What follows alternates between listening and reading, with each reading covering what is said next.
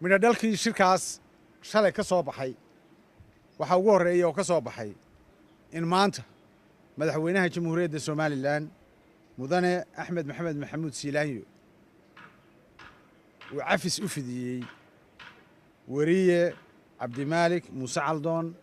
oo ahaa weriye maxkamadda gobolka maroodi jeex ay ku xukuntay 2 sannadood dembi qaran uu galay awgeed isagoo madaxweynuhu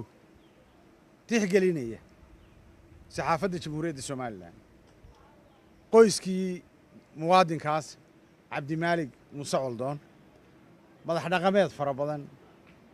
iyo codsiyo badan oo ka yimi international community-gaba ama dalalka jaarkaaba madaxweynaha jamhuuriyadda somalilan wuxuu gartay muwaadin weriye cabdimaalik muuse caldoon inuu noqdo muwaadin xor ah maanta sidaas ayaa lagu sii daayey